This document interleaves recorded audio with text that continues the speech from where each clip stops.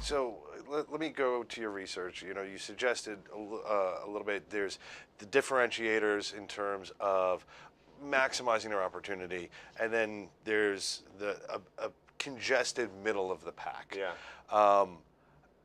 Transitioning, so yes, you had the Fords who arguably have done very well in that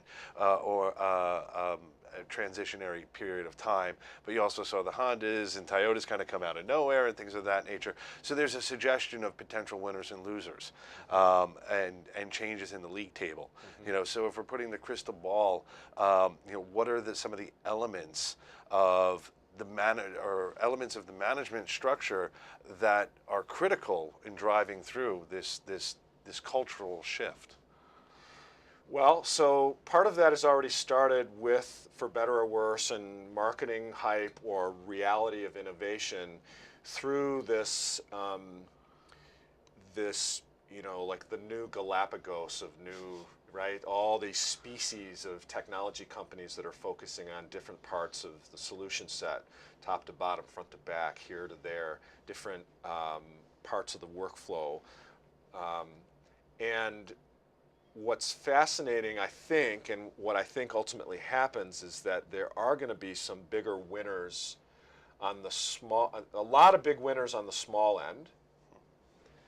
There are going to be some notable losers on the big end. I don't think you'll have quite as many big banks, although, just to argue with myself, if you watch what happened to Ing Group, and to some degree, which is just in the news for plans to lay off another 10 or 20% of their 50,000 person workforce, after 50 transactions to deconstruct what they had constructed in the pre-GFC, this massive global empire of all these different companies and businesses. Because they got a Dutch bailout, they've actually had to monetize and improve their capital ratios by engaging in, like, throwing stuff out of the boat. Okay, and now they're sort of at the core, and now they're looking at an efficiency strategy that's going to take their headcount down another 10, 20%. So I think what will be interesting to watch closely is that the playbook, is that the template for some of these other more notable, the Deutsche Banks or the UBSs or the Citigroups, or not to pick on any names necessarily, but known, big financial intermediaries globally. Will they have to engage in that, well, we got to throw this out of the boat, we got to throw this out of the boat? The other point is that, similar to our automotive analogy, if you think about Fiat, which is more than a 100-year-old company, all the great designers came out of Fiat in the early 1900s. I mean, Ferrari came out of there, Maserati came out of there. Some of the greatest engineers, they all came out of Fiat, and they created these great companies. Well, who owns Ferrari now, or who owns Maserati now? I mean, Fiat owns Chrysler now, and owns pieces, if not whole aspects, of these same companies. So I think that there will be, for better or worse, a continuation of the idea of the incumbency of the incumbents.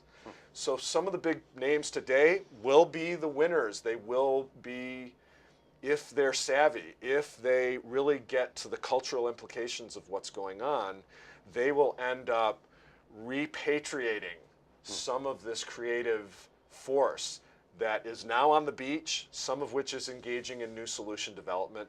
That will end up back under the umbrellas of some of these big players.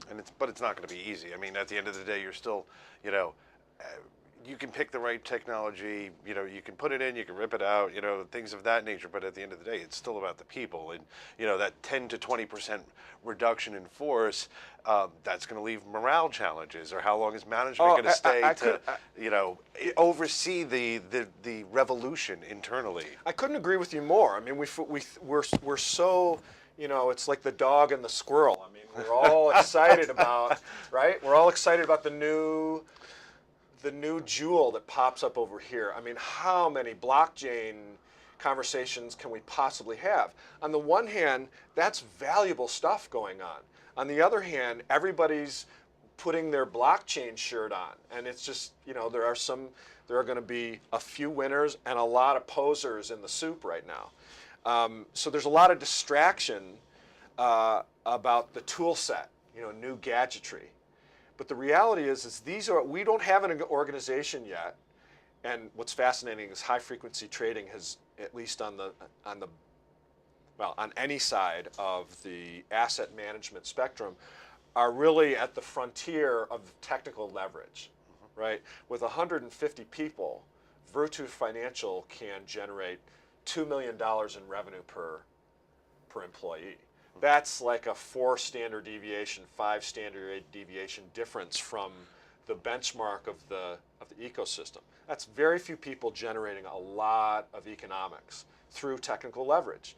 But you have to have the right 150 people.